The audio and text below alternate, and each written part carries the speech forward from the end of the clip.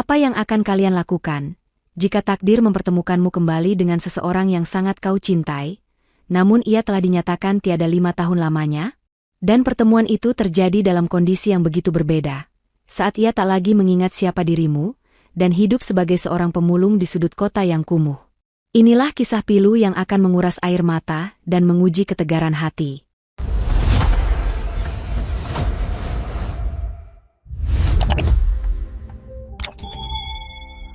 Selamat datang kembali di Ken Arok Productions, channel yang selalu menyajikan kisah-kisah penuh makna dan pelajaran hidup. Sebelum kita masuk lebih dalam ke cerita yang luar biasa ini, alangkah baiknya jika saudara-saudaraku sekalian berkenan untuk menekan tombol subscribe, nyalakan loncengnya, berikan like jika kalian suka, dan bagikan pendapat kalian di kolom komentar. Dan bagi kalian yang sudah subscribe, kami doakan dari hati yang paling dalam, semoga Allah, Tuhan Yang Maha Esa, senantiasa melimpahkan rezeki yang berlimpah ruah, kesehatan yang tak ternilai, keberkahan dalam setiap langkah, dan kebahagiaan yang abadi untuk kalian beserta keluarga. Amin ya Robbal Alamin. Jangan lupa juga untuk tulis di kolom komentar, kalian nonton dari daerah mana saja, agar kita bisa saling bersilaturahmi. Insya Allah, doa-doa baik kita semua akan diijabah oleh Tuhan, Sang Penguasa alam semesta. Baiklah, tanpa berlama-lama lagi, mari kita selami kisah dari seorang wanita tegar bernama Linda. Di antara hutan beton yang menjulang tinggi, di salah satu gedung pencakar langit yang paling berkilau di ibu kota, terdapat sebuah ruangan kantor yang luas dan mewah. Dari balik jendela kaca raksasanya, terhampar pemandangan kota yang sibuk, dengan jutaan manusia yang mengejar mimpi mereka masing-masing. Di dalam ruangan beraroma kopi dan kesuksesan itulah, duduk seorang wanita bernama Linda. Dibalut blazer mahal yang membungkus tubuhnya dengan sempurna, Linda tampak begitu berwibawa.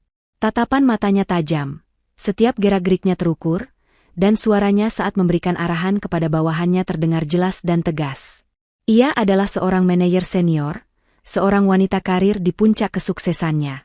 Siapapun yang melihatnya pasti akan berdecak kagum, melihat sosok wanita mandiri yang memiliki segalanya, jabatan, kehormatan, dan kekayaan yang melimpah. Semua karyawan menunduk hormat saat ia lewat, para klien bisnis segan padanya. Ia adalah definisi dari wanita modern yang berhasil. Namun, di balik topeng profesionalisme itu, di balik tatapan mata yang setajam elang itu, tersimpan sebuah kehampaan yang begitu dalam. Sore itu, setelah semua karyawan pulang dan hanya menyisakan dirinya seorang diri, topeng itu perlahan luntur. Linda menyandarkan punggungnya di kursi kulit yang empuk, melepaskan helaan napas yang berat, napas yang seolah membawa seluruh beban kerinduan yang telah ia pendam selama 5 tahun terakhir. Keheningan di ruangannya yang luas itu tiba-tiba terasa begitu memekakan telinga, jauh lebih bising daripada deru lalu lintas di luar sana. Pandangannya kemudian jatuh pada satu-satunya benda yang terasa personal di atas meja kerjanya yang rapi. Sebuah bingkai foto perak yang berkilauan, memajang potret pernikahannya. Di dalam foto itu, ia tersenyum begitu lepas, begitu bahagia, bersanding dengan seorang pria gagah yang merengkuhnya dengan penuh cinta. Bagas, suaminya. Senyum Bagas di foto itu masih terasa begitu hidup. Senyum yang dulu selalu bisa meneduhkan hatinya di saat paling gundah sekalipun. 5 tahun. Waktu terasa berjalan begitu cepat sekaligus begitu lambat. 5 tahun yang lalu, dunia Linda runtuh. Kabar itu datang seperti sambaran petir di siang bolong. Bagas, yang saat itu bekerja sebagai seorang insinyur di proyek lepas pantai, dinyatakan hilang dalam sebuah kecelakaan kerja. Badai besar menghantam anjungan tempatnya bekerja. Tim SAR telah berusaha semaksimal mungkin, namun lautan begitu ganas. Beberapa korban ditemukan, namun Bagas tidak. Jasadnya tak pernah kembali, ditelan oleh ombak yang kejam, dan ia pun dinyatakan telah tiada. Jari lentik Linda mengusap permukaan kaca dingin bingkai foto itu, tepat di wajah suaminya. Ingatannya melayang pada pagi terakhir sebelum Bagas berangkat. Ia ingat betul aroma kopi yang dibuatkan Bagas untuknya, candaan kecilnya yang membuatnya tertawa, dan pelukan hangatnya di ambang pintu saat berpamitan. "Aku pergi kerja dulu ya, sayang. Jaga diri baik-baik," bisik Bagas kala itu, sebuah kalimat sederhana yang kini terasa begitu menyakitkan untuk dikenang. Kini, Linda memiliki segalanya yang mungkin diimpikan banyak orang. Namun ia rela menukar semua kemewahan ini hanya untuk bisa mendengar candaan itu sekali lagi, merasakan pelukan itu sekali lagi. Kekayaan, jabatan, kehormatan semua terasa hampa tanpa Bagas di sisinya. Setiap malam, ia kembali ke rumah besarnya yang terasa seperti istana kosong, tidur di ranjang luas yang terasa dingin, dan memeluk bayangan semu dari masa lalu yang tak akan pernah kembali. Atau, benarkah tak akan pernah kembali? Keyakinan kecil di sudut hatinya masih terus berbisik, menolak untuk padam. Linda menghela napas panjang, mengunci pintu ruangannya dan melangkah menyusuri koridor yang lengang. Gema dari sepatu hak tingginya menjadi satu-satunya suara yang menemaninya. Di dalam lift yang membawanya turun dari lantai 50, pantulan dirinya di dinding cermin seolah menatapnya dengan tatapan yang sama lelahnya. Ia melihat seorang wanita sukses, namun ia merasakan seorang janda yang rapuh. Perjalanan pulangnya selalu menjadi bagian terberat dalam harinya. Meninggalkan kesibukan kantor berarti ia harus kembali menghadapi kesunyian di rumah. Mobil mewahnya melaju dengan mulus, membelah jalanan ibu kota yang mulai diguyur gerimis. Lampu-lampu kota yang mulai menyala memantul di atas aspal yang basah, menciptakan pemandangan indah yang sayangnya tak mampu menyentuh hati Linda yang sedang kalut. Pikirannya melayang, seperti biasa, pada kenangan-kenangan lama. Ia bahkan tidak terlalu memperhatikan jalanan di depannya, tubuhnya bergerak secara otomatis, mengemudi di rute yang sudah ia hafal di luar kepala. Di sebuah persimpangan yang padat, lampu merah menyala, memaksa laju mobilnya terhenti. Sambil menunggu, pandangan Linda berkelana tanpa tujuan ke arah trotoar. Matanya menangkap berbagai potret kehidupan kota di sore hari. Para pekerja yang bergegas mencari angkutan, pedagang asongan yang menjajakan dagangannya, dan di antara keramaian itu, pandangannya terkunci pada satu sosok. Seorang pria, seorang pemulung, tengah menarik gerobak tuanya yang syarat dengan kardus dan botol plastik bekas. Hujan yang mulai deras membuatnya menepi, mencoba berteduh di bawah emperan sebuah toko yang sudah tutup. Pakaiannya tampak lusuh dan basah, rambutnya gondrong tak terurus menutupi sebagian wajahnya. Awalnya, Linda hanya merasakan sedikit iba, pemandangan yang sebenarnya sudah biasa ia lihat di kota metropolitan ini. Ia hendak membuang muka, kembali menatap lampu lalu lintas. Namun, sesuatu menahannya. Pria itu mengangkat wajahnya sejenak untuk menyeka air hujan dari pelipisnya dengan punggung tangannya yang kotor. Dan pada sepersekian detik itulah, dunia Linda seolah berhenti berputar. Jantungnya terasa seperti diremas dengan keras, napasnya tercekat di tenggorokan. Dari balik rambut gondrong yang basah itu, dari balik kotoran yang menempel di wajahnya, Linda melihat sebuah rahang yang begitu kokoh, sepasang alis tebal yang begitu ia kenali, dan sorot mata. Ya Tuhan! Sorot mata itu.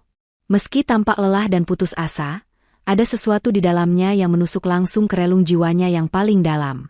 Tidak mungkin, bisik Linda pada dirinya sendiri. Tangannya yang memegang kemudi mulai bergetar. Keringat dingin membasahi pelipisnya, kontras dengan hawa dingin dari pendingin mobil. Pria itu sama sekali tidak menyadari tatapan Linda. Ia sibuk merapikan terpal di atas gerobaknya, melindunginya dari hujan. Setiap gerakannya, cara bahunya bergerak saat mengangkat beban, cara ia sedikit memiringkan kepalanya, semua itu adalah gerakan milik Bagas. Gerakan yang telah terpatri dalam ingatan Linda selama bertahun-tahun. Bagas? Nama itu keluar dari bibirnya dalam bisikan yang nyaris tak terdengar, serak oleh keterkejutan. Tin. Suara klakson yang memekakan telinga dari mobil di belakangnya, menyentakkan Linda kembali ke dunia nyata. Lampu sudah berubah hijau. Dengan linglung, ia menginjak pedal gas, mobilnya melaju ke depan. Matanya tak lepas dari kaca spion, mencoba terus menatap sosok itu. Sosok pria pemulung yang berdiri di tepi jalan itu perlahan mengecil, semakin kabur oleh derasnya hujan, dan akhirnya lenyap dari pandangannya saat mobil berbelok. Sepanjang sisa perjalanan, pikiran Linda kosong. Klakson mobil lain, deru hujan, semua suara itu seolah tenggelam. Yang ada di kepalanya hanyalah satu wajah. Wajah kotor di tengah hujan, wajah yang mustahil ada, namun terasa begitu nyata. Apakah ia baru saja berhalusinasi? Apakah rasa rindunya sudah sedemikian parah, hingga menciptakan bayangan suaminya pada orang asing? Malam itu, untuk pertama kalinya setelah sekian lama, istana kosongnya terasa semakin menyesakan, dipenuhi oleh satu pertanyaan yang mengguncang seluruh pondasi hidupnya. Mungkinkah itu benar-benar dia? Pintu rumah yang besar dan megah itu tertutup di belakang Linda, meredam suara hujan dan hiruk-pikuk dunia luar. Namun, badai yang sesungguhnya justru baru saja dimulai di dalam benaknya. Linda berdiri mematung di ruang tamunya yang luas.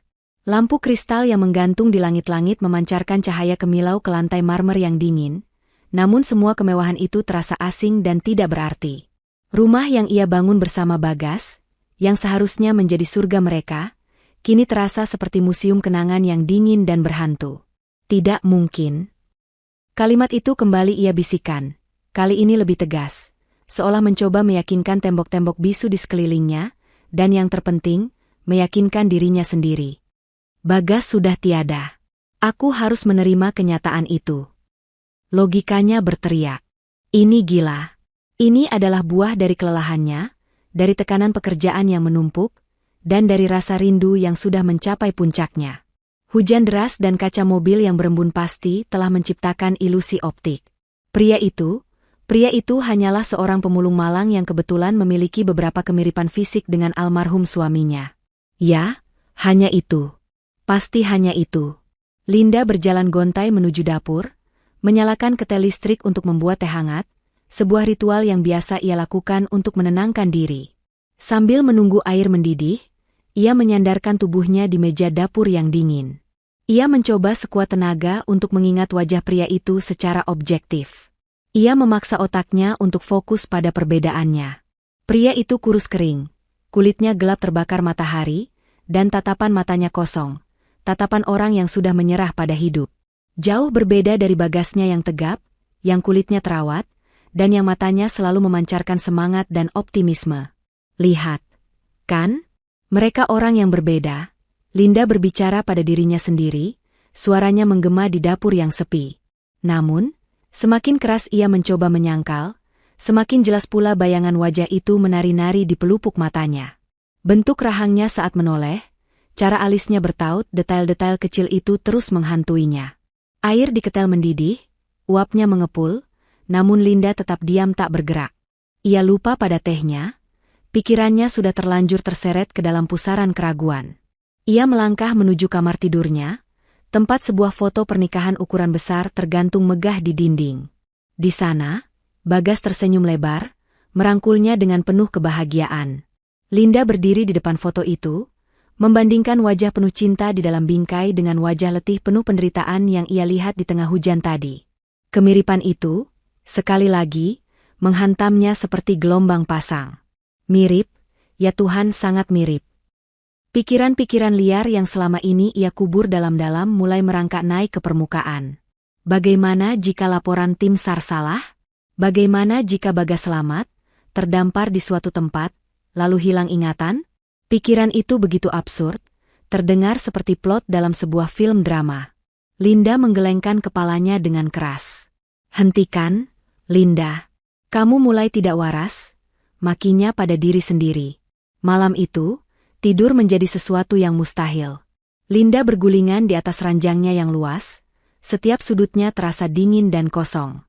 Suara rintik hujan yang mengetuk-ngetuk jendela kamarnya seolah mengejek kegelisahannya, terus mengingatkannya pada pertemuan singkat di lampu merah tadi.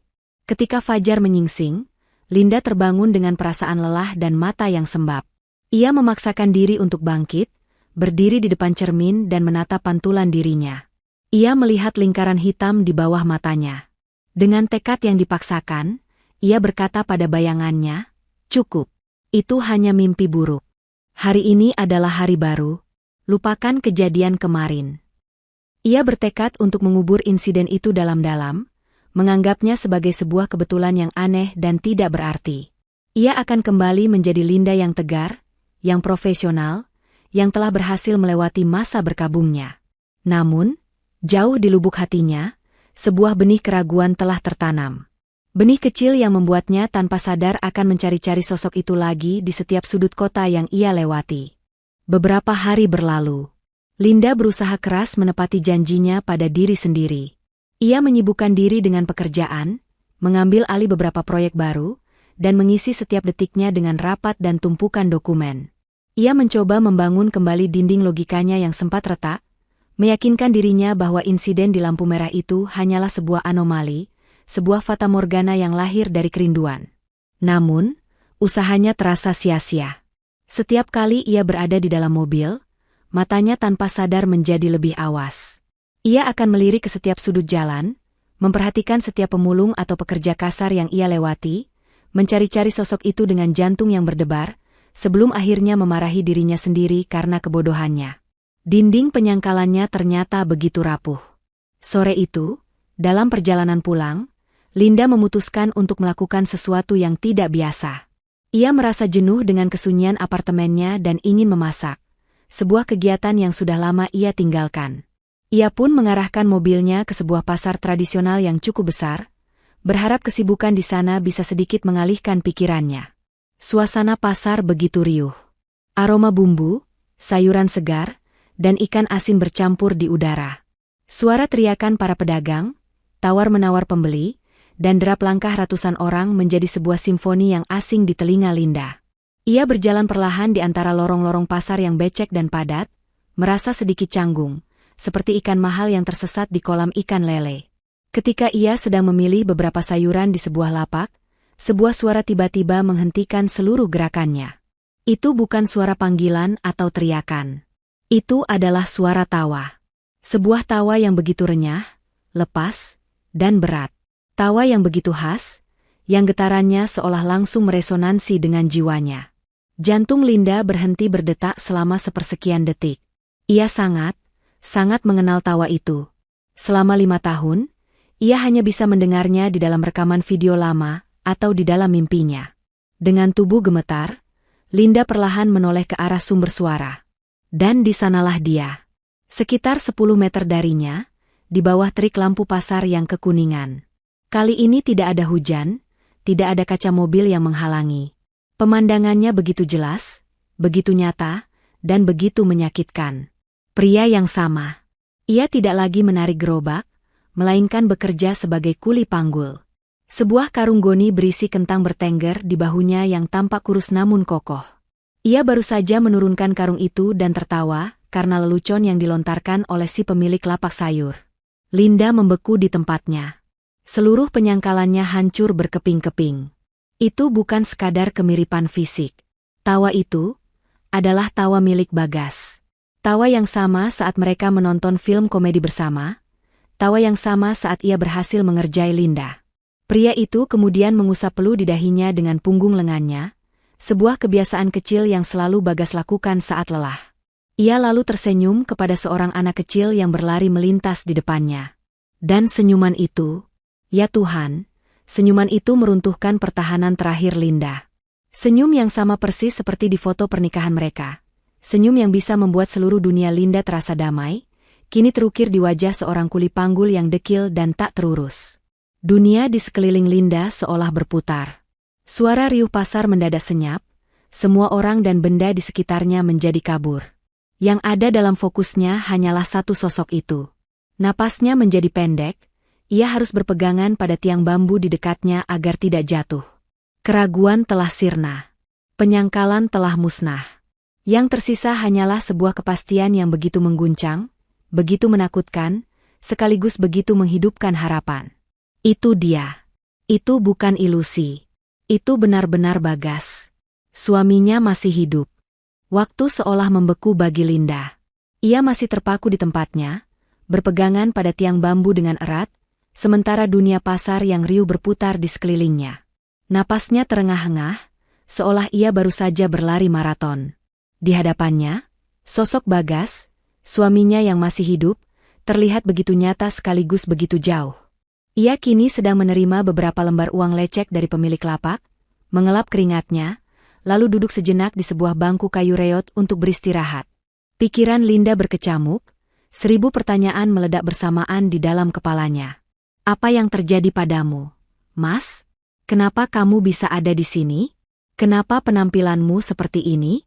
Apakah kamu masih mengingatku? Naluri pertamanya adalah berlari. Menerobos kerumunan, memeluk tubuh ringkih itu, dan meneriakkan namanya sekeras yang ia bisa. Ia ingin mengguncang bahunya dan bertanya mengapa ia meninggalkannya dalam duka selama 5 tahun. Ia ingin menangis di dadanya dan mengatakan betapa ia sangat merindukannya. Namun, kakinya seolah terpaku di tanah.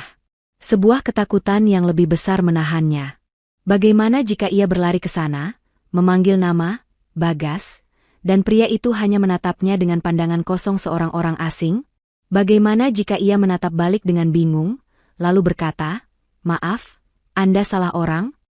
Penolakan itu, tatapan tanpa pengakuan itu, rasanya akan lebih menyakitkan daripada kabar kematiannya 5 tahun lalu. Itu akan membunuhnya untuk kedua kalinya. Dan ada ketakutan lain yang lebih kelam.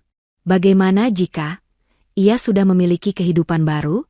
Bagaimana jika ia sengaja menghilang? Pertanyaan-pertanyaan mengerikan itu membuatnya ragu. Tidak, ia tidak bisa gegabah. Menghampirinya di tengah keramaian seperti ini adalah sebuah kesalahan besar. Ia butuh jawaban, tapi ia harus mencarinya dengan cara yang cerdas. Ia harus mengamati terlebih dahulu. Saat itulah, Linda melihat pria itu bangkit dari duduknya. Ia menyampirkan karung goni kosongnya di bahu, dan mulai berjalan ke arah pintu keluar pasar. Seketika, panik melanda Linda. Rasa panik yang sama seperti saat ia mendengar kabar kecelakaan itu. Ia tidak boleh kehilangan jejaknya lagi. Setelah 5 tahun hidup dalam kehampaan, Tuhan memberinya sebuah keajaiban di depan mata. Melepaskan keajaiban ini pergi adalah hal yang tak termaafkan. Dalam sekejap, semua keraguan dan ketakutan tadi menguap, digantikan oleh satu tekad yang membara. Keranjang belanjaan yang tadi ia pegang, ia letakkan begitu saja di lantai. Sayur mayur yang sudah ia pilih tak lagi penting. Rencana untuk memasak makan malam terasa begitu konyol. Seluruh agenda hidupnya yang telah tersusun rapi selama 5 tahun terakhir, kini lenyap tak berbekas. Mulai detik ini, hanya ada satu tujuan dalam hidupnya, mengikuti pria itu. Dengan sigap, Linda menarik selendang pashmina yang melingkar di lehernya dan sedikit menutupi wajahnya agar tidak terlalu menarik perhatian. Ia adalah wanita berpakaian mahal di tengah pasar kumuh, ia harus berhati-hati. Dengan jantung yang berdebar kencang layaknya genderang perang, ia mulai melangkah. Menjaga jarak beberapa meter, ia membuntuti sosok suaminya yang berjalan gontai keluar dari pasar. 5 tahun lalu, ia kehilangan Bagas di telan lautan. Malam ini, ia bersumpah pada dirinya sendiri, ia tidak akan kehilangannya lagi di telan keramaian kota. Perjalanan paling penting dalam hidupnya baru saja dimulai. Gerbang pasar yang ramai kini telah berada di belakang mereka. Langit senja mulai menebarkan warna jingganya yang muram, pertanda malam akan segera tiba. Udara yang tadi sore terasa panas, kini mulai lembab dan dingin. Bagi Bagas, ini adalah rute pulangnya yang rutin. Namun bagi Linda, ini adalah sebuah perjalanan ke dunia lain, sebuah dunia asing yang tak pernah ia tahu ada di kotanya sendiri. Bagas berjalan dengan langkah yang gontai namun mantap. Ia tidak lagi berjalan di trotoar jalan raya yang lebar, melainkan memilih untuk menyusuri jalan-jalan tikus yang lebih sempit. Ia masuk ke sebuah lorong di antara dua ruko yang megah, sebuah celah gelap yang seolah menjadi portal menuju sisi lain kota. Linda, dengan sepatu hak tingginya yang kini terasa begitu tidak praktis, harus berjingkat-jingkat mengikuti, melewati genangan air kotor dan tumpukan sampah yang baunya menyengat hidung. Blazer mahalnya terasa begitu salah kostum di tempat ini. Ia adalah anomali, seorang wanita kaya yang tersesat di labirin kemiskinan. Setiap belokan yang diambil, Bagas membuat jantung Linda berdebar semakin kencang. Pria itu tampak begitu hafal dengan setiap sudut jalanan ini. Ia sesekali berhenti untuk memungut sebuah botol plastik atau kardus bekas yang ia lihat, memasukkannya ke dalam karung goni yang ia bawa. Pemandangan itu bagai sayatan pisau di hati Linda. Suaminya, seorang insinyur cerdas yang dulu memimpin proyek-proyek besar, kini harus membungkuk di pinggir jalan hanya untuk memungut sampah. Beberapa kali Bagas berhenti mendadak, membuat Linda harus sigap bersembunyi di balik gerobak pedagang atau tiang listrik yang remang. Dari tempat persembunyiannya, ia mengamati punggung itu. Punggung yang dulu begitu tegap dan menjadi sandarannya, kini terlihat sedikit membungkuk, seolah menanggung beban hidup yang tak terperi beratnya. Kerinduan dan rasa iba berperang di dalam dadanya, menciptakan sebuah badai emosi yang nyaris membuatnya sesak napas. Perjalanan membawa mereka semakin jauh dari pusat kota yang gemerlap. Gedung-gedung tinggi digantikan oleh rumah-rumah petak yang berdempetan. Jalanan aspal berganti menjadi jalan tanah yang becek. Suara klakson mobil berganti dengan suara tangisan bayi, teriakan anak-anak yang bermain bola, dan lantunan musik dangdut dari sebuah warung kopi. Saat suara adzan maghrib mulai berkumandang dari kejauhan, memanggil umat untuk bersujud, perjalanan mereka terasa semakin surreal. Linda melihat Bagas menyapa beberapa orang yang ia lewati. Seorang ibu tua penjual gorengan, beberapa pemuda yang sedang nongkrong di gardu ronda. Mereka semua balas menyapanya dengan akrab, memanggilnya dengan sebuah nama yang tak bisa didengar jelas oleh Linda. Pemandangan ini menampar Linda dengan sebuah kenyataan pahit. Ini bukan sekadar tempat ia bertahan hidup, ini adalah lingkungannya. Ia memiliki kehidupan di sini. Akhirnya, setelah berjalan hampir setengah jam, Bagas berbelok memasuki sebuah gang yang jauh lebih sempit dan lebih gelap dari sebelumnya. Gang ini diapit oleh rumah-rumah semi permanen yang terbuat dari papan dan seng, dan ujungnya tampak menuju ke arah bantaran sungai yang kelam. Linda berhenti sejenak di mulut gang. Keraguan sempat menyergapnya. Tempat ini terasa begitu asing dan mengintimidasi. Namun, melihat punggung Bagas yang semakin jauh ditelan kegelapan, ia kembali menguatkan hatinya. Ia harus tahu. Apapun yang menantinya di ujung jalan ini, ia harus melihatnya dengan mata kepalanya sendiri. Dengan napas tertahan, ia melangkahkan kakinya memasuki gang gelap itu. Gang sempit itu terasa lebih menyesakkan daripada yang terlihat dari luarnya. Tanah di bawah kaki Linda becek dan licin, memaksanya berjalan dengan sangat hati-hati agar tidak tergelincir. Aroma tanah basah bercampur dengan bau apak dari sungai di dekatnya menusuk indera penciumannya. Dari celah-celah dinding papan rumah-rumah di sekelilingnya, terdengar sayup-sayup suara orang bercengkrama, tangisan bayi, dan desis minyak panas dari sebuah penggorengan. Ini adalah denyut nadi kehidupan yang begitu intim, begitu nyata, namun terasa begitu asing bagi Linda. Ia terus berjalan, menjaga jarak aman di belakang Bagas, yang sosoknya hanya terlihat seperti siluet gelap di depan. Setiap langkah terasa seperti 1 kilometer, membawanya semakin dalam ke jantung misteri yang menyelimuti suaminya. Hatinya berdebar begitu kencang hingga ia bisa mendengarnya sendiri, beradu dengan detak jantungnya yang lain, ketakutan akan apa yang akan ia temukan. Di ujung gang, di mana tanah mulai terbuka dan berbatasan langsung dengan bantaran sungai yang gelap, sosok Bagas akhirnya berhenti. Linda dengan cepat menahan langkah, berlindung di balik bayangan sebuah dinding seng yang menjorok keluar. Dari celah sempit, ia mengintip dengan napas tertahan. Di sanalah tujuan perjalanan Bagas. Itu bukanlah sebuah rumah. Kata rumah terlalu mewah untuk menggambarkannya. Itu adalah sebuah gubuk. Sebuah bangunan kecil yang berdiri dengan ringkih, seolah bisa roboh kapan saja jika diterpa angin kencang. Dindingnya terbuat dari tambal sulam papan kayu bekas dan triplek yang sudah lapuk. Atapnya adalah kombinasi dari seng berkarat dan terpal biru yang diikat dengan tali seadanya. Sebuah bola lampu 5 watt yang menggantung di depan pintu memancarkan cahaya kuning yang redup, hanya cukup untuk menerangi sepetak tanah becek di depannya. Di samping gubuk, ada tumpukan botol plastik dan kardus yang sepertinya belum sempat dijual. Napas Linda tercekat. Seluruh udara di paru-parunya seolah tersedot keluar. Lututnya terasa lemas. Ia harus menyandarkan tubuhnya lebih kuat ke dinding di belakangnya agar tidak ambruk. Pikirannya langsung terlempar pada rumah megah mereka. Rumah dengan pilar-pilar tinggi, taman yang asri, dan kolam renang yang biru jernih. Ia teringat kamar tidur mereka dengan ranjang empuk dan spray sutra. Ia teringat ruang kerja Bagas yang penuh dengan buku-buku arsitektur dan rancangan-rancangan bangunan modern. Dan kini, ia melihat suaminya berdiri di depan sebuah gubuk reot yang lebih mirip kandang daripada tempat tinggal manusia. Ya Tuhan, di sini, bisik Linda pada kegelapan. Suaranya pecah dan bergetar. Kamu tinggal di sini, Mas Bagas? Air mata yang sejak tadi ia tahan akhirnya tak mampu lagi dibendung. Air mata itu mengalir deras di pipinya. Bukan hanya karena iba, tapi karena sebuah rasa sakit yang begitu dalam, rasa sakit melihat martabat orang yang paling ia cintai terinjak-injak oleh kerasnya takdir. Bagaimana mungkin ini bisa terjadi? Bagaimana seorang pria secerdas dan sehebat Bagas bisa berakhir di tempat seperti ini? Pertanyaan itu berputar-putar di kepalanya tanpa henti. Saat Linda masih terisak dalam diam, berusaha meredam suaranya, ia melihat Bagas menghela napas lelah sebelum mendorong pintu gubuknya yang terbuat dari papan kayu. Pintu itu berderit pelan saat terbuka, menampakkan sedikit isi dari ruangan remang di dalamnya. Dari tempatnya bersembunyi, Linda menajamkan pandangannya, hatinya bersiap untuk kemungkinan terburuk. Apa, atau siapa, yang akan menyambut suaminya di dalam sana?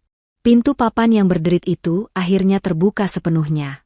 Dari dalam gubuk yang remang, terpancar kehangatan dari cahaya lampu teplok yang bergoyang-goyang, menciptakan bayangan-bayangan panjang di sekelilingnya.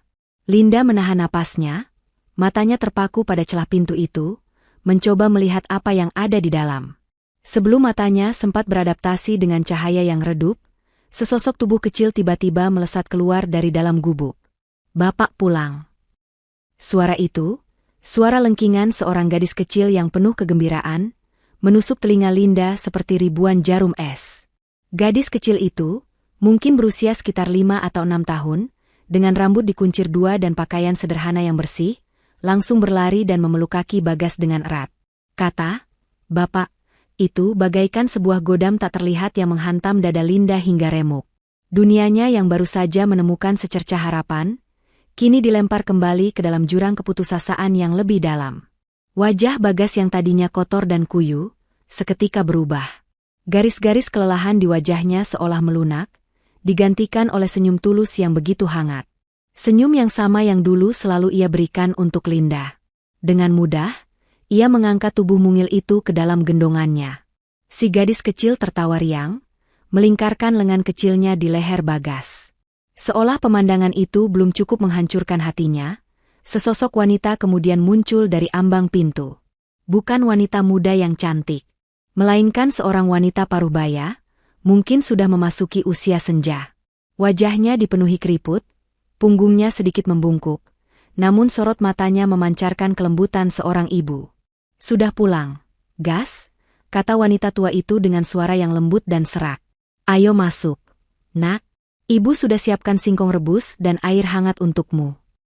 "Iya, Bu," jawab Bagas, suaranya terdengar begitu hormat dan penuh kasih sayang. Hati Linda hancur berkeping-keping. Pria yang ia lihat adalah suaminya. Namun pria itu sedang memerankan sebuah peran dalam kehidupan orang lain. Ia menjadi bapak bagi seorang anak kecil, dan menjadi nak bagi seorang wanita tua. Mereka bertiga, di depan gubuk reot yang diterangi lampu teplok itu, tampak seperti sebuah keluarga kecil yang utuh. Keluarga yang miskin harta, namun kaya akan cinta. Sebuah kenyataan pahit menampar Linda. Bagas tidak sendirian. Ia tidak hilang dan tersesat dalam kesendirian. Ia telah menemukan, atau mungkin membangun, sebuah kehidupan baru. Sebuah kehidupan di mana tidak ada tempat untuk Linda. Rasa rindu yang membuncah di dadanya kini tercampur dengan racun cemburu dan perasaan dikhianati yang begitu pahit. Siapa anak itu? Siapa wanita tua itu? Apakah Bagas sengaja melupakannya? Apakah ia memilih kehidupan sederhana ini dan membuang semua kenangan mereka? Kekuatan di kedua kaki Linda akhirnya lenyap.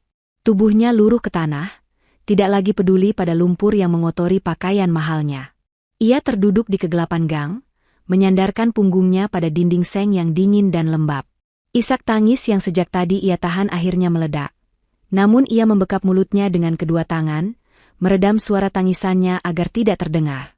Air matanya mengalir tanpa henti, membasahi tangannya, membawa serta seluruh harapan yang baru saja ia temukan.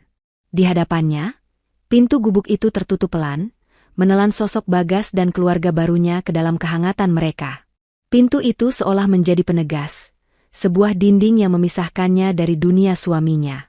Linda kini benar-benar sendirian di luar, dalam kegelapan, dengan hati yang hancur sehancur-hancurnya. Selama beberapa saat yang terasa seperti selamanya, Linda hanya terduduk di tanah yang dingin dan basah, membiarkan isak tangisnya mengoyak keheningan di sekitarnya. Nalurinya berteriak untuk lari. Lari sejauh mungkin dari gang sempit ini, kembali ke mobilnya yang nyaman, pulang ke apartemennya yang mewah, dan mengunci pintu rapat-rapat. Ia ingin kembali ke kehidupannya yang semula, di mana Bagas adalah sebuah kenangan indah yang menyakitkan, bukan sebuah kenyataan pahit yang hidup dalam kemiskinan bersama keluarga lain. Kembali ke penyangkalan terasa jauh lebih mudah daripada menghadapi kebenaran yang menghancurkan ini. Namun, saat ia mencoba menggerakkan kakinya untuk bangkit dan pergi, sesuatu menahannya. Bayangan wajah Bagas saat tersenyum menggendong gadis kecil tadi melintas di benaknya. Cinta yang telah ia rawat selama bertahun-tahun di dalam hatinya ternyata lebih kuat daripada rasa sakitnya. Pergi sekarang berarti menyerah. Pergi sekarang berarti ia benar-benar kehilangannya untuk selamanya. Tidak. Ia tidak akan lari. Dengan sisa-sisa kekuatannya, Linda bangkit berdiri.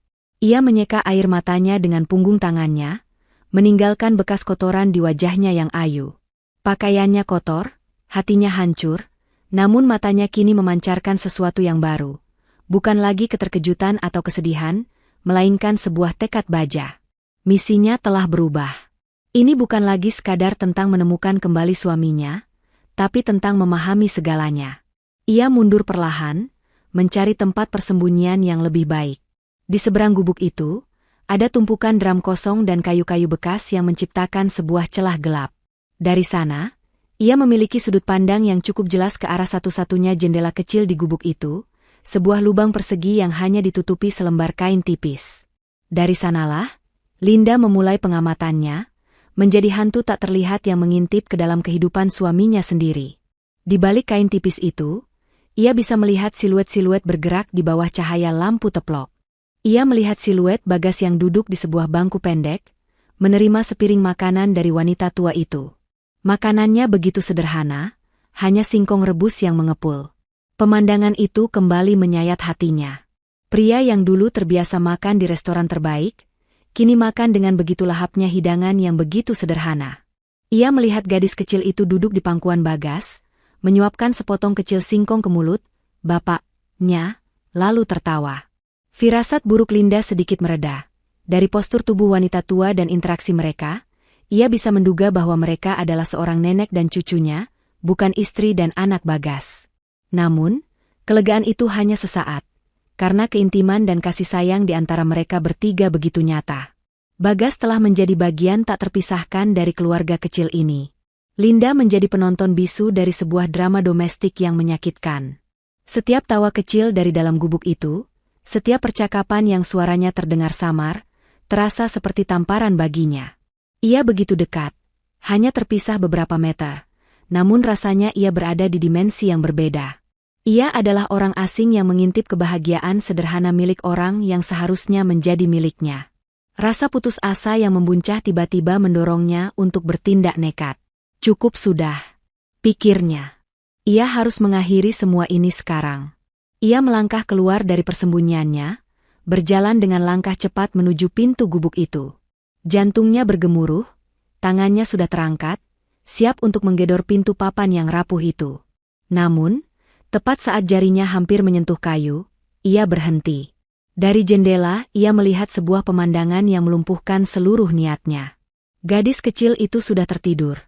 Kepalanya bersandar dengan damai di bahu Bagas. Dan Bagas, dengan kelembutan yang luar biasa, mengelus kepala gadis itu sambil menyenandungkan sebuah lagu pelan yang tak terdengar jelas. Melihat pemandangan itu, Linda membeku. Kemarahannya lenyap, digantikan oleh rasa iba yang mendalam.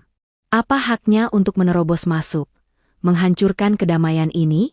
Apa haknya untuk membuat gadis kecil tak berdosa itu ketakutan dan menangis?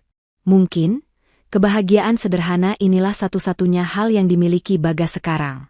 Merenggutnya secara paksa terasa begitu kejam. Tangannya yang tadi terangkat, kini turun dengan lemas ke sisi tubuhnya.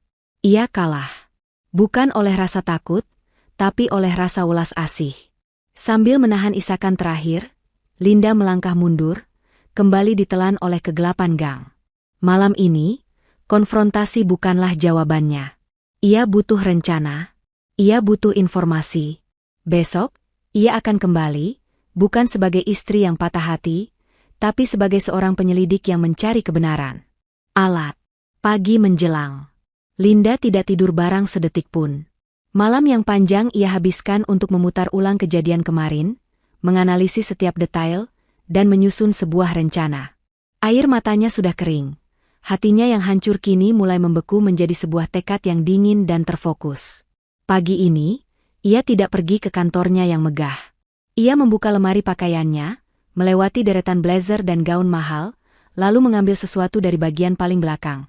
sebuah blus batik sederhana dan rok panjang berwarna gelap. Pakaian yang sudah bertahun-tahun tidak ia sentuh. Ia mengikat rambutnya ke belakang dengan gaya yang biasa saja, memoles wajahnya dengan riasan tipis kadarnya agar tidak tampak pucat, lalu menukar sepatu hak tingginya dengan sandal jepit. Saat ia menatap cermin, yang terlihat bukanlah Linda sang manajer, melainkan seorang wanita biasa yang siap membaur dengan keramaian. Transformasi ini adalah langkah pertamanya untuk masuk ke dalam dunia Bagas.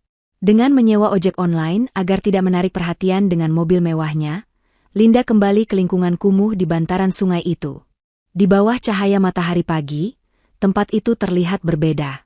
Tidak lagi menyeramkan, melainkan penuh dengan kehidupan. Anak-anak berlarian di jalan tanah, para ibu mencuci pakaian di tepi sungai, dan tawa serta obrolan terdengar dari setiap sudut. Linda berjalan dengan tujuan yang jelas. Ia melihat sebuah warung kecil yang menjual kopi dan aneka gorengan, tempat beberapa warga tampak berkumpul dan mengobrol. Ini adalah pusat informasi, jantung dari komunitas manapun. Dengan memberanikan diri, ia melangkah mendekat. "Permisi, Bu." Sapanya dengan sopan kepada seorang wanita parubaya yang sedang melayani pembeli. Wanita pemilik warung itu menoleh dan tersenyum ramah. "Iya, Mbak. Cari siapa?" "Begini, Bu. Maaf mengganggu waktunya." Linda memulai sandiwaranya, suaranya diatur seramah dan semeyakinkan mungkin. "Nama saya Linda, saya dari Yayasan Sosial Kecil, Yayasan Harapan Kita.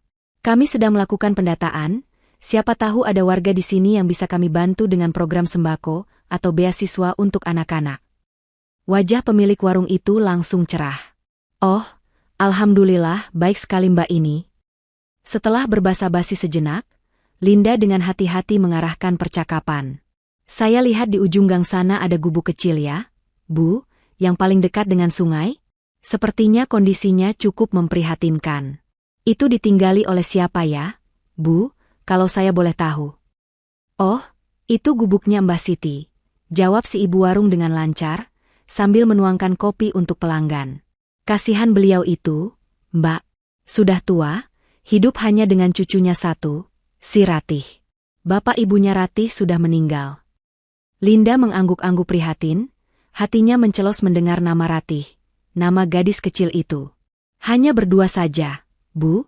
tanyanya, mencoba terdengar biasa saja, padahal jantungnya berdebar kencang menanti jawaban. "Tadinya berdua. Tapi sejak 5 tahunan yang lalu, ada pemuda yang ikut tinggal di sana. Kami semua di sini memanggilnya Bagas," lanjut si ibu. "Inilah momennya." Linda mencondongkan tubuhnya sedikit. "Bagas? Itu putranya Mbah Siti." Ibu warung itu tertawa kecil. "Bukan, Mbak. Nah, ini ceritanya yang seperti di sinetron. Si Bagas itu dulu ditemukan Mbah Siti di pinggir sungai, persis di belakang gubuknya.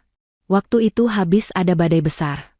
Kondisinya parah, kepalanya luka berat, pingsan tidak sadarkan diri. Waktu Mbah Siti bawa ke klinik terdekat dan akhirnya dia sadar dia lupa semuanya. Lupa namanya siapa, lupa dari mana asalnya. Benar-benar kosong, Mbak. Kasihan sekali." Dunia Linda seakan berhenti. Amnesia. Jadi dugaannya benar.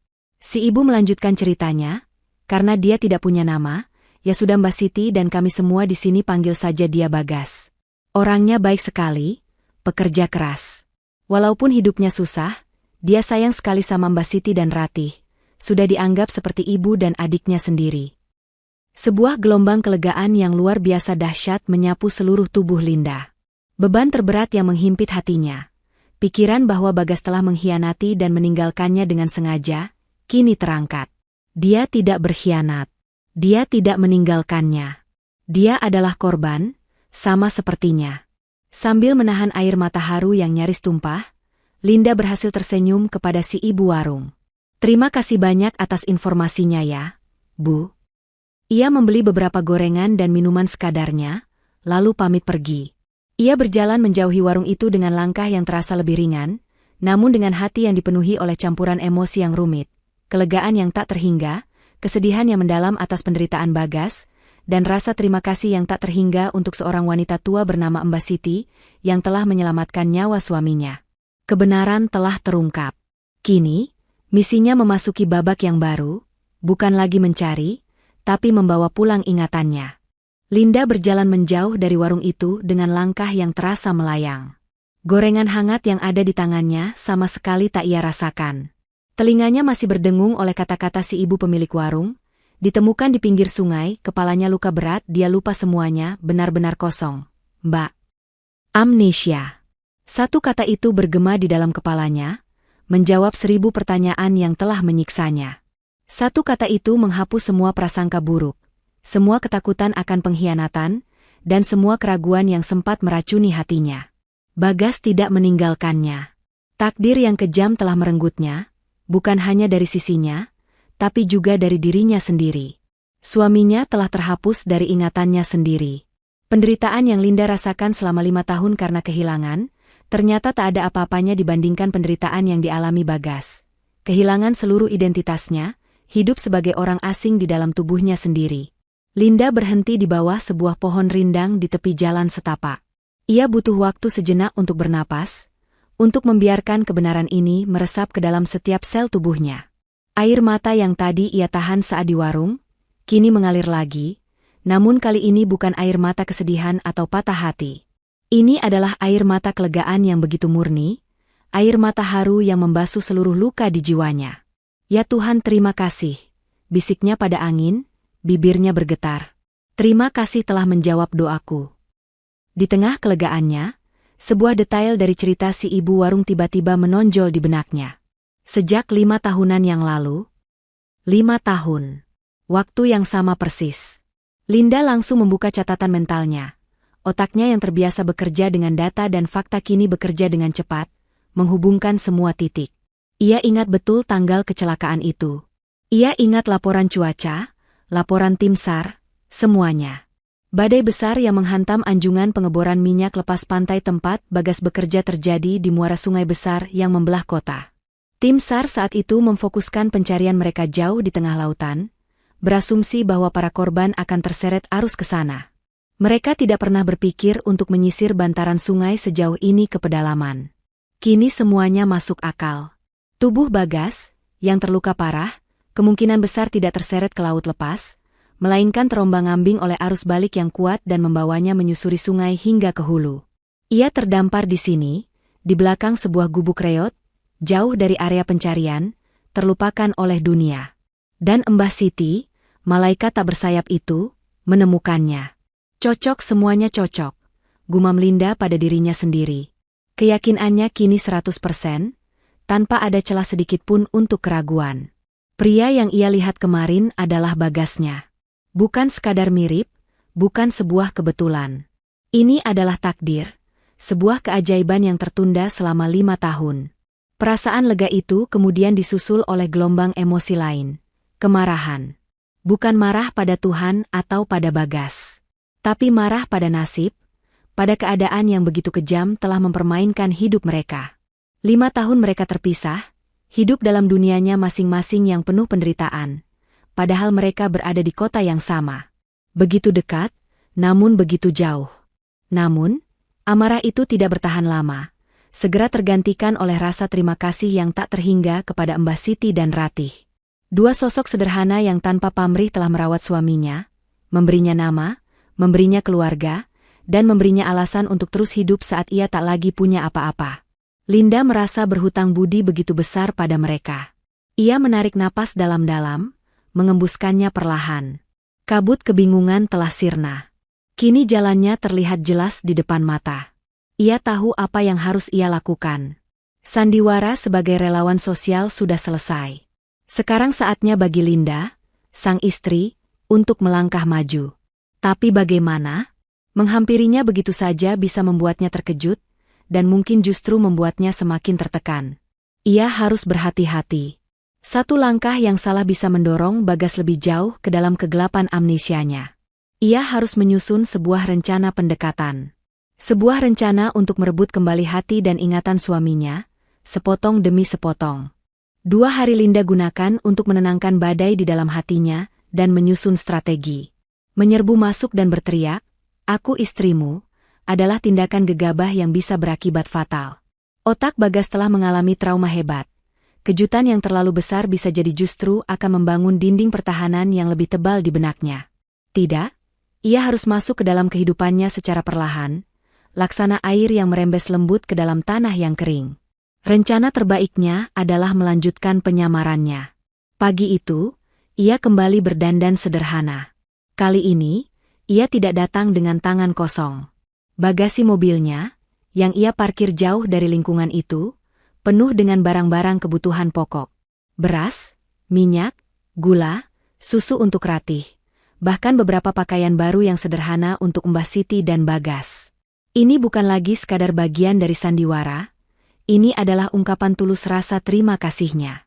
Dengan membawa satu tas besar berisi sembako, Linda kembali menyusuri gang-gang sempit itu. Kali ini langkahnya lebih mantap. Tujuannya jelas. Setibanya di depan gubuk reot itu, ia menarik napas dalam-dalam, menenangkan jantungnya yang berdebar kencang, lalu mengetuk pintu papan itu dengan lembut. "Permisi." Pintu berderi terbuka, dan wajah keriput Mbah Siti muncul di baliknya. Wanita tua itu tampak terkejut melihat Linda. Mbak yang dari yayasan itu, ya?" Linda tersenyum seramah mungkin. "Betul, Mbah. Maaf datang lagi. Sesuai janji saya, setelah pendataan kemarin, keluarga Mbah terpilih untuk menerima sedikit bantuan dari kami. Mohon diterima, ya, Mbah." Linda menyodorkan tas besar di tangannya. Mbah Siti tampak terharu, matanya berkaca-kaca. Dengan terbata-bata, ia mengucapkan terima kasih dan mempersilakan Linda masuk. Melangkah melewati ambang pintu itu terasa seperti melintasi sebuah dimensi. Bagian dalam gubuk itu begitu sempit dan sederhana, hanya ada satu ruangan yang disekat dengan kain. Perabotannya minim, hanya ada sebuah amben bambu, meja kayu kecil, dan sebuah lemari usang. Namun, semuanya tertata rapi dan bersih. Di sudut ruangan, Ratih sedang bermain dengan boneka yang terbuat dari kain perca, menatap Linda dengan tatapan malu-malu. Saat Linda sedang berbincang dengan Mbah Siti, terdengar suara langkah kaki di luar. "Bu, Ratih, Bapak pulang." Jantung Linda serasa berhenti berdetak. Bagas masuk ke dalam gubuk sambil membawa beberapa potong kayu bakar. Ia berhenti sejenak saat melihat ada tamu, wajahnya yang kotor dan lelah menunjukkan sedikit keterkejutan. Ini adalah momennya. Seluruh keberanian yang Linda kumpulkan kini diuji. "Gas, sini, nak," panggil Mbah Siti. "Ini loh, Mbak Linda yang dari yayasan kemarin. Baik sekali sudah membawakan kita beras dan macam-macam." Bagas meletakkan kayu bakarnya, lalu berbalik menghadap Linda. Untuk pertama kalinya setelah 5 tahun, mereka berdiri berhadapan, begitu dekat. Linda bisa melihat dengan jelas guratan-guratan penderitaan di wajahnya, bekas luka tipis di pelipisnya, dan sorot mata yang menatapnya tanpa percikan memori sedikit pun. Dengan sisa tenaga yang ia miliki, Linda berdiri dan memaksakan seulas senyum. Ia menatap lurus ke dalam mata suaminya. "Selamat siang, Pak Bagas," ucapnya, suaranya sedikit bergetar saat menyebut nama itu. Ia sengaja menekan nama, Bagas, berharap getarannya bisa menyentuh sesuatu yang terpendam di dalam sana. Ia menahan tatapannya, mencari-cari, memohon dalam hati agar ada secercah saja pengakuan di mata itu. Namun, yang ia dapatkan adalah kehampaan. Bagas hanya menatapnya dengan sopan, sedikit bingung, seperti menatap orang asing pada umumnya. Tidak ada percikan, tidak ada keraguan, tidak ada apa-apa. "Selamat siang, Bu," jawabnya dengan suara datar. "Terima kasih banyak atas bantuannya untuk kami." "Bu." Panggilan itu. Panggilan formal dari seorang pria kepada wanita asing. Panggilan itu meruntuhkan seluruh harapan Linda. Ini lebih menyakitkan dari yang ia bayangkan. Mengetahui ia amnesia adalah satu hal, tetapi merasakan tatapan matanya yang kosong secara langsung adalah hal lain. Linda menelan ludah, berusaha keras menahan air mata yang mendesak di pelupuk matanya. Pertemuan pertama ini gagal. Ia tidak bisa berlama-lama di sana. Setelah berbasa-basi sebentar, ia pamit pulang dengan alasan masih harus mengunjungi warga lain. Saat ia berjalan keluar dari gubuk itu, ia bisa merasakan tatapan bingung Bagas di punggungnya. Mungkin Bagas merasakan sesuatu yang aneh dari wanita di hadapannya, tapi ia tak mampu menafsirkannya. Begitu keluar dari gang sempit itu dan tak terlihat lagi, pertahanan Linda runtuh. Ia bersandar di sebuah dinding, membiarkan air mata kekecewaan mengalir deras. Rencana pertamanya telah gagal total. Wajahnya saja tidak cukup. Ia butuh sesuatu yang lebih kuat, sebuah kunci untuk membuka paksa pintu memori suaminya yang terkunci rapat. Alat. Linda kembali ke apartemennya yang sunyi. Kemewahan di sekelilingnya terasa seperti sebuah ejekan. Sofa empuk, karpet tebal, dan pemandangan kota dari jendela kacanya yang besar, semuanya terasa dingin dan tak berarti. Rasa sakit dari tatapan kosong Bagas dan panggilannya yang formal, "Bu," masih membekas begitu dalam, lebih perih dari luka sayatan manapun. Ia kini mengerti sepenuhnya. 5 tahun penderitaan dan trauma telah membangun sebuah benteng yang begitu tebal di sekeliling ingatan Bagas. Wajah dan suaranya saja tidak cukup untuk meruntuhkan benteng itu. Ia butuh sebuah kunci. Sesuatu yang lebih purba, lebih personal, sesuatu yang terhubung langsung dengan jiwa Bagas, bukan hanya dengan otaknya yang terluka. Malam itu, Linda tidak bisa diam. Ia membuka sebuah peti kayu besar di sudut kamarnya, sebuah kotak harta karun berisi kenangan mereka. Di dalamnya tersimpan berbagai macam barang. Tiket bioskop pertama mereka, bunga Edelweiss kering dari pendakian gunung pertama mereka, dan tumpukan album foto. Ia membuka album pernikahan mereka, menatap wajah Bagas yang tertawa bahagia. Di foto, mata itu penuh dengan cinta untuknya. Kini, mata yang sama menatapnya seperti orang asing. Rasa perih itu kembali menyiksanya. Ia menggeleng. Bukan foto. Ia sudah pernah mencobanya sekilas dengan ponselnya, dan hanya membuat kepala Bagas sakit. Ia butuh sesuatu yang bisa Bagas sentuh, rasakan, dan kenali bukan hanya dengan matanya, tapi dengan hatinya. Tangannya terus mencari di dalam peti, melewati syal pertama yang ia rajut untuk Bagas, hingga akhirnya jemarinya menyentuh sebuah kotak bludru kecil berwarna biru tua yang sudah usang. Tangannya sedikit gemetar saat membukanya.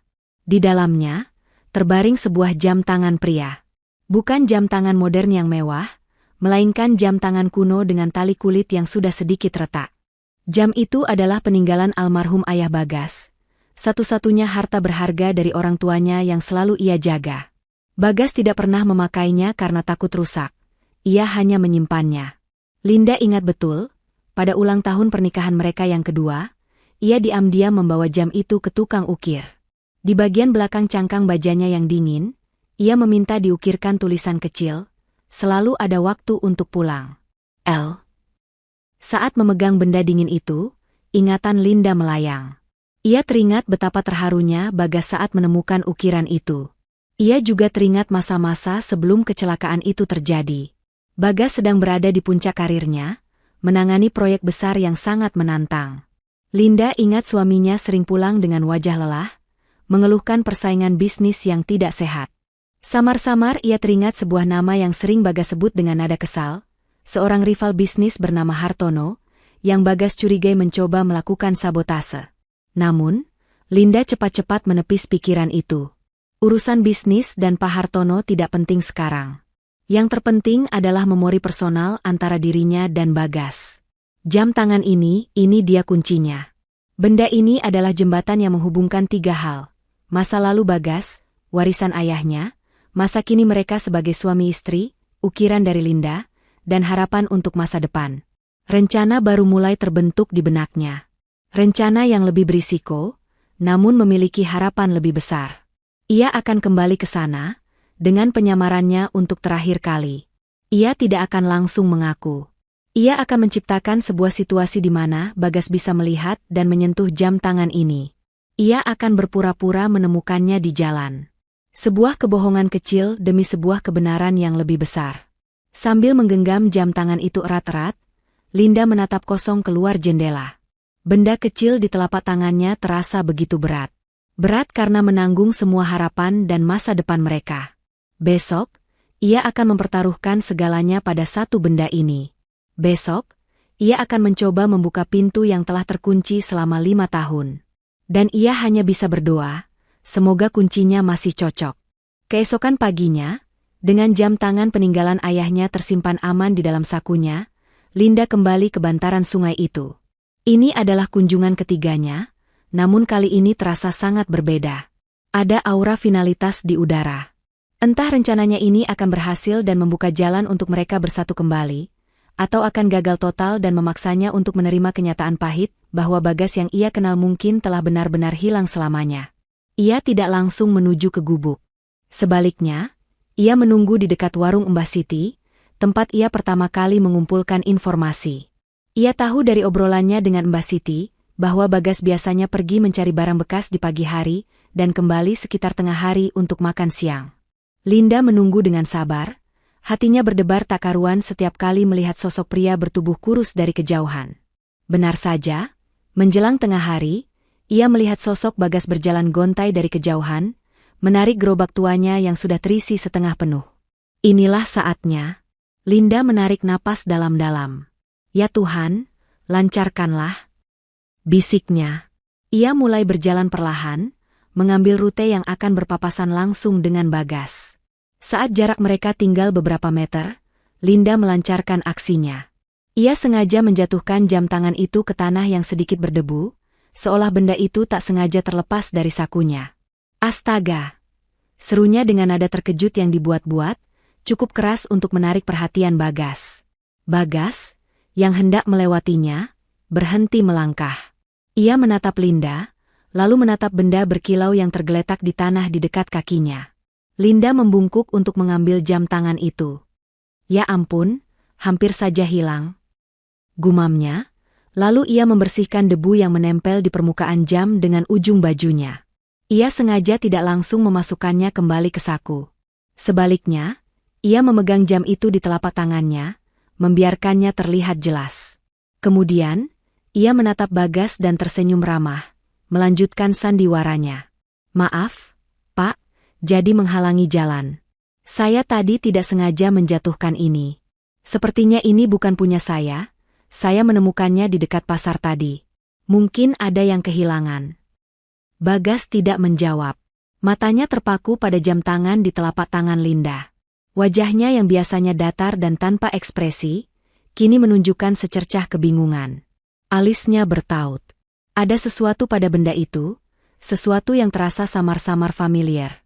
Melihat reaksi itu, secercah harapan menyala di hati Linda. Ia memberanikan diri. Bapak pernah lihat jam tangan seperti ini sebelumnya? Tanyanya dengan suara selembut mungkin. Bagas tidak menjawab, ia hanya terus menatap. Linda kemudian melakukan gerakan yang paling berisiko. Coba Bapak lihat, mungkin Bapak kenal, katanya sambil menyodorkan jam tangan itu. Dengan ragu, Bagas mengulurkan tangannya yang kasar dan kotor, menerima jam tangan itu. Dan saat itulah, keajaiban mulai terjadi. Begitu kulit jarinya menyentuh permukaan logam yang dingin dan tali kulit yang usang itu, tubuh Bagas tersentak hebat, seolah ada aliran listrik yang menyengatnya. Matanya yang tadinya kosong, kini melebar. Ia menatap jam di tangannya dengan tatapan tak percaya. Apa ini? Bisiknya lirih, lebih pada dirinya sendiri. Tangannya yang gemetar membalik jam tangan itu. Matanya menyipit, mencoba membaca ukiran kecil di bagian belakangnya. Selalu ada waktu untuk pulang. L. Huruf L. Tiba-tiba, Bagas mengerang. Ia melepaskan pegangan gerobaknya dan memegang kepalanya dengan kedua tangan. Jam tangan itu masih tergenggam erat di salah satu tangannya. Wajahnya pucat pasi, napasnya menjadi berat dan tersengal-sengal. Arg kepalaku. Rintihnya. Linda panik sekaligus penuh harap. Pak Bagas? Bapak tidak apa-apa? Tanyanya, mendekat selangkah. Bagas tidak mendengarnya. Dunianya kini dipenuhi oleh suara bising dan bayangan-bayangan yang berkelebat liar di benaknya. Ini adalah awal dari sebuah longsoran memori. Pintu yang terkunci rapat itu, akhirnya berhasil didobrak. Dunia di sekitar Bagas berputar dan melebur menjadi satu. Suara riuh jalanan, teriakan anak-anak, bahkan suara cemas Linda yang memanggilnya, semuanya tenggelam, digantikan oleh suara-suara bising dari masa lalu yang menyerbu masuk ke dalam kepalanya tanpa ampun. Ia masih mencengkeram kepalanya yang terasa seperti mau pecah.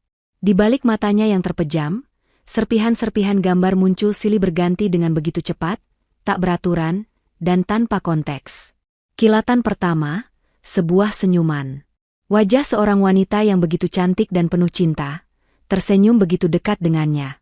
Wanita itu menyodorkan sebuah jam tangan yang sama dengan yang ada di genggamannya sekarang. Ia mendengar suara wanita itu, begitu merdu, membisikkan ukiran di baliknya, selalu ada waktu untuk pulang. Kilatan kedua, suara tawa. Tawa wanita yang sama, menggema di dalam sebuah mobil yang melaju di tengah malam. Ia merasakan kehangatan tangan wanita itu menggenggam tangannya di atas persneling. Ia merasakan kebahagiaan yang begitu murni. Kilatan ketiga, hujan badai. Kaca depan mobil dihantam air bah. Wiper bergerak panik. Jalanan licin dan gelap. Ia sedang menyetir. Kilatan keempat, cahaya menyilaukan. Sebuah mobil besar dari arah berlawanan, melaju kencang, memakan jalurnya. Ia mendengar suara teriakannya sendiri, dan suara teriakan wanita di sebelahnya. Kilatan kelima, benturan. Suara logam yang diremukan. Rasa sakit yang luar biasa di kepalanya. Kegelapan. Argreg. Bagas berteriak kencang, bukan lagi sebuah rintihan. Ia terhuyung-huyung, lututnya lemas. Gerobak di sampingnya terguling, isinya tumpah berantakan ke jalan. Beberapa orang di sekitar mulai berhenti dan menatap heran. Linda tak bisa lagi menahan diri. Persetan dengan penyamaran. Ia melesat maju, menahan tubuh Bagas agar tidak jatuh. Mas Bagas, panggilnya, kali ini bukan lagi dengan sapaan formal, melainkan panggilan, Mas, yang penuh keintiman dan sejarah. Suara Linda, yang kini begitu dekat dan penuh emosi, berhasil menembus kekacauan di dalam kepala Bagas. Bagas perlahan membuka matanya. Napasnya masih memburu. Ia menatap jam tangan di tangannya, lalu menatap wajah wanita yang sedang menopangnya. Wajah yang basah oleh air mata. Wajah yang sama persis dengan wajah di dalam kilasan ingatannya. Senyuman itu, suara itu, wanita itu. Otaknya yang terluka berjuang keras untuk menyatukan kepingan-kepingan puzzle itu. Huruf L di jam tangan. L. Sebuah nama tiba-tiba muncul dari kegelapan ingatannya yang paling dalam. Sebuah nama yang terasa begitu benar dan begitu menyakitkan. Dengan bibir bergetar dan tatapan yang masih dipenuhi ketidakpercayaan dan rasa sakit, ia menatap lurus ke mata wanita di hadapannya. Linda? Suaranya serak dan nyaris tak terdengar. Sebuah pertanyaan ragu yang diucapkan seolah itu adalah kata pertama yang ia pelajari. Bagi Linda, kata itu adalah musik terindah yang pernah ia dengar. Pertahanannya runtuh total. Ia tak lagi peduli pada tatapan orang-orang di sekitarnya. Iya, Mas, iya. Isaknya, sambil memeluk kepala suaminya dan mendekapnya erat. Ini aku, Mas, ini Linda, istrimu. Ingatan itu belum pulih sepenuhnya. Namun sebuah pintu kecil telah terbuka. Dan dari celah pintu itu, cahaya kebenaran mulai merembes masuk, menerangi 5 tahun kegelapan. Pelukan itu, pengakuan itu, adalah jangkar yang dibutuhkan oleh pikiran Bagas yang sedang terombang-ambing di lautan kekacauan. Nama, Linda, dan status, istrimu, menjadi titik awal di mana semua serpihan ingatan yang hancur mulai menyatukan diri kembali. Namun, kondisi Bagas masih sangat rapuh. Ia gemetar hebat dan nyaris tak bisa berdiri. Linda, yang kini dipenuhi oleh kekuatan baru, memapah suaminya, tidak lagi peduli pada tatapan para tetangga yang mulai berkerumun dan berbisik-bisik. Kita harus pergi dari sini, Mas, bisik Linda, mencoba menuntun Bagas menjauh dari keramaian. Mbah Siti dan Ratih, yang mendengar keributan, berlari keluar dari gubuk dengan wajah cemas. Bagas, kenapa kamu, nak? Seru Mbah Siti panik. Saat itulah, bendungan ingatan di kepala Bagas benar-benar jebol. Bukan lagi kilasan-kilasan singkat, melainkan sebuah film utuh yang berputar dengan cepat dan mengerikan. Ia ingat semuanya. Ia ingat rumah megah mereka, ia ingat pekerjaannya sebagai insinyur, ia ingat setiap detail wajah Linda saat tersenyum, marah, dan tertidur di sampingnya. Gelombang kehangatan dan cinta dari masa lalunya membanjiri jiwanya, membuatnya terisak. Ia ingat siapa dirinya. Aku Bagas, suami Linda. Namun, setelah gelombang kehangatan itu, datanglah badai yang lebih gelap. Ingatan tentang malam kecelakaan itu kembali dengan detail yang menusuk. Ia ingat pagi itu, ia berpamitan pada Linda untuk sebuah proyek penting di luar kota. Ia ingat mengendarai mobilnya sendirian di jalanan yang sepi di malam hari. Ia ingat sebuah mobil sedan hitam yang mengikutinya sejak ia keluar dari jalan tol. Ia ingat mobil itu memepetnya dengan agresif, mencoba mendorongnya keluar dari jalan. Dan ia ingat puncaknya. Di sebuah tikungan tajam dekat jembatan sungai, mobil itu menghantam bagian belakang mobilnya dengan keras, membuatnya kehilangan kendali. Ia ingat mobilnya menabrak pagar pengaman, terbalik, dan terjun bebas ke dalam air sungai yang dingin dan gelap. Dan yang paling mengerikan, ia ingat sebuah wajah. Sesaat sebelum mobilnya menabrak, ia sempat melirik ke arah mobil sedan itu. Di balik kemudi, ia melihat wajah seorang pria yang ia kenali. Anak buah Hartono. Rival bisnisnya yang licik. Bukan kecelakaan. Bagas tiba-tiba melepaskan pegangannya dari Linda. Ia berdiri tegak, meski masih gemetar. Tatapan matanya yang tadi bingung, kini berubah menjadi kobaran api kemarahan dan keterkejutan. Ia menatap Linda, dan untuk pertama kalinya, Linda melihat lagi tatapan Bagas yang ia kenal, tatapan yang tajam dan penuh emosi. "Linda," katanya dengan suara serak yang dipenuhi amarah. "Kecelakaan itu bukan kecelakaan." Linda tertegun. "Apa maksudmu, Mas?" "Hartono," desis Bagas, nama itu keluar dari mulutnya seperti racun. "Anak buahnya yang mendorong mobilku ke sungai. Dia mencoba membunuhku, Linda." Dunia seakan runtuh untuk kedua kalinya bagi Linda. Nama Hartono yang pernah ia ingat sambil lalu, kini terdengar seperti lonceng kematian. Jadi, penderitaan mereka selama 5 tahun ini bukanlah hasil dari takdir atau musibah. Ini adalah hasil dari kejahatan. Seseorang dengan sengaja telah mencoba membunuh suaminya, merenggutnya dari sisinya, dan menghancurkan hidup mereka. Kesedihan yang ia rasakan selama ini seketika bercampur dengan amarah yang membara. Kebenaran yang baru saja terungkap ternyata jauh lebih menyakitkan daripada yang pernah ia bayangkan. Suaminya bukan hanya korban yang hilang, tapi target yang selamat dari sebuah pembunuhan. Di tengah kebingungan Mbak Siti dan Ratih, di antara puing-puing ingatan yang baru kembali, Bagas dan Linda saling bertatapan. Kegembiraan karena bersatu kembali kini dibayangi oleh awan kelam pengkhianatan dan bahaya yang mungkin masih mengintai. Kebenaran yang mengerikan itu menggantung di udara yang lembab, terasa lebih berat dan lebih menyesakan daripada beban apapun. Untuk sesaat, semua orang membeku. Mbah Siti dan Ratih menatap bingung, tidak mengerti nama, Hartono, atau makna dari kata pembunuhan. Mereka hanya melihat pria yang mereka kenal sebagai Bagas kini, diselimuti oleh aura kemarahan dan penderitaan yang kelam. Bagi Bagas, ingatan yang kembali utuh adalah sebuah anugerah sekaligus kutukan. Ia tidak hanya mengingat Linda dan cinta mereka, tapi ia juga mengingat dengan jelas siapa dirinya 5 tahun lalu. Seorang insinyur yang dihormati, seorang suami yang mapan, seorang pria dengan masa depan cerah. Lalu, ia menatap dirinya sekarang. Ia melihat tangannya yang kasar, kapalan, dan penuh luka goresan, tangan seorang pemulung, bukan tangan seorang perencana. Ia merasakan pakaian lusuh yang melekat di tubuhnya.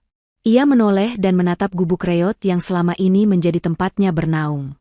Kemudian, ia kembali menatap Linda, yang berdiri di hadapannya, cantik dan sukses, seolah datang dari dunia lain. Sebuah jurang pemisah yang begitu dalam terbentang di antara masa lalunya dan kenyataan dirinya saat ini. Seluruh rasa malu, kemarahan pada Hartono, dan kesedihan atas 5 tahun hidupnya yang terampas, semuanya memuncak menjadi satu. Tidak aa. Bagas meraung, bukan lagi sebuah teriakan, melainkan sebuah lolongan penuh keputusasaan dari jiwa yang terluka. Ia jatuh berlutut di tanah yang becek, tangannya menjambak rambutnya sendiri, tubuhnya terguncang oleh isak tangis yang begitu hebat dan penuh amarah. Ia menangisi hidupnya yang dicuri. Melihat suaminya hancur berkeping-keping di hadapannya, seluruh kekuatan dan ketegaran yang selama ini Linda bangun, runtuh seketika. Ia tak lagi peduli pada Hartono. Ia tak lagi peduli pada balas dendam. Yang ia lihat hanyalah suaminya, cinta dalam hidupnya, yang sedang tenggelam dalam lautan penderitaan. Dan saat itulah Linda menangis sejadi-jadinya. Bukan lagi isakan tertahan, melainkan tangisan yang meledak dari dasar hatinya. Ia menangisi 5 tahun malam-malamnya yang sepi. Ia menangisi setiap ulang tahun pernikahan yang ia lewati sendirian. Ia menangisi rasa sakit saat melihat suaminya menjadi pemulung. Ia menangisi kelegaan saat suaminya mengingatnya. Ia menangisi kebahagiaan dan kepedihan yang kini melebur menjadi satu. Sambil terisak, ia berlari dan ikut berlutut di depan Bagas. Ia menyingkirkan tangan Bagas dari kepalanya, dan menarik pria itu ke dalam pelukannya dengan sekuat tenaga. Mereka berpelukan di tengah jalan tanah yang becek itu, di bawah tatapan para tetangga, dan di antara kebingungan Mbah Siti dan Ratih. Dua jiwa yang telah lama terpisah, kini kembali menyatu dalam sebuah dekapan yang putus asa, yang liar, dan yang begitu jujur. "Maafkan aku, Linda, aku melupakanmu." Isak Bagas di bahu istrinya. "SSSSTTT," bisik Linda di sela tangisnya. Suaranya parau. "Kamu tidak salah. Kamu tidak pernah salah. Kamu di sini sekarang. Kamu sudah pulang, Mas. Kamu sudah pulang ke rumah." Mbah Siti, wanita tua bijaksana itu, akhirnya mengerti. Ia tidak tahu detail ceritanya, tapi ia melihat sebuah ikatan cinta yang begitu kuat di hadapannya. Dengan mata berkaca-kaca, ia menarik Ratih yang ketakutan ke dalam pelukannya. "Tidak apa-apa, Enduk," bisiknya pada sang cucu. "Bapak sedang bertemu dengan hatinya yang hilang." Di tengah gang sempit itu, tangisan Bagas dan Linda menyatu, menjadi sebuah lagu duka sekaligus lagu kebahagiaan. Tangisan yang membersihkan semua luka, menghapus 5 tahun jarak, dan menyatukan kembali dua hati yang seharusnya tak pernah terpisah. Alat. Beberapa bulan telah berlalu sejak hari yang mengguncang di gang sempit itu. Langit kelabu penderitaan perlahan-lahan tersibak, digantikan oleh cahaya mentari pagi yang hangat. Perjalanan Bagas dan Linda untuk menata kembali puing-puing kehidupan mereka tidaklah mudah. Namun mereka melewatinya bersama, bergandengan tangan lebih erat dari sebelumnya. Di sebuah kantor polisi yang sibuk, Bagas, kini dengan penampilan yang bersih, rambut tercukur rapi, dan mengenakan kemeja yang layak, duduk dengan tenang di samping Linda. Ia memberikan kesaksiannya dengan detail yang jelas dan runut. Dengan ingatan Bagas sebagai bukti kunci dan sumber daya yang dimiliki Linda untuk menyewa pengacara terbaik, kasus percobaan pembunuhan terhadapnya dibuka kembali. Nama Hartono kini resmi menjadi tersangka utama. Perjuangan untuk keadilan akan panjang dan berliku, namun mereka tidak lagi takut. Kali ini, mereka menghadapinya berdua. Bagas perlahan beradaptasi kembali dengan dunianya yang dulu. Tidur di ranjang yang empuk terasa aneh pada awalnya. Suara pendingin ruangan terasa lebih asing daripada suara jangkrik di tepi sungai. Trauma dari 5 tahun hidup di jalanan masih sesekali membayanginya dalam mimpi buruk. Namun, setiap kali ia terbangun dengan napas terengah-engah, ia akan menemukan tangan Linda yang menggenggamnya erat, dan suara lembut istrinya yang berbisik, "Aku di sini, Mas. Kamu sudah aman." Di sisi lain, kebaikan hati tidak boleh dilupakan. Linda dan Bagas tahu betul bahwa kebahagiaan mereka tidak akan pernah lengkap jika dibangun di atas kehilangan orang lain. Suatu sore yang cerah, mereka mengunjungi sebuah rumah kecil yang sederhana namun bersih di sebuah lingkungan yang jauh lebih layak. Di teras rumah itu, Mbah Siti sedang duduk tersenyum sambil menyirami tanaman di pot. Ratih, dengan seragam sekolahnya yang baru, berlari keluar dari rumah sambil tertawa riang menyambut kedatangan mereka. "Om Bagas. Tante Linda." Bagas tersenyum dan mengacak-acak rambut Ratih. Linda memeluk Mbah Siti dengan hangat. Mereka telah membelikan rumah itu untuk Mbah Siti dan Ratih, sebagai ungkapan terima kasih yang tak terhingga. Mereka juga telah memastikan pendidikan Ratih akan terjamin hingga ia dewasa kelak. Mbah Siti tak henti-hentinya mengucap syukur. Air mata haru selalu membasahi wajah tuanya setiap kali melihat mereka. Bagas mungkin bukan lagi putranya yang tinggal serumah, tapi ia telah menjadi bagian dari keluarga mereka selamanya. Malam itu, di balkon apartemen mereka yang tinggi, Linda bersandar di bahu Bagas. Mereka menatap kerlip lampu kota yang terhampar di bawah mereka, pemandangan yang sama yang dulu terasa begitu sepi bagi Linda. "Kadang aku masih merasa ini semua mimpi," bisik Bagas pelan. Linda tersenyum, mengeratkan pelukannya. "Kalau ini mimpi, aku tidak mau bangun," jawabnya. "Lihatlah, Mas. Dulu aku menatap semua ini sendirian, merasa memiliki segalanya padahal hatiku kosong. Sekarang, aku tahu, rumahku yang sebenarnya bukan di sini. Linda mengangkat kepalanya dan menatap mata suaminya. Rumahku adalah kamu. Bagas membalas tatapan itu, matanya kini kembali memancarkan cinta dan harapan yang sama seperti 5 tahun lalu.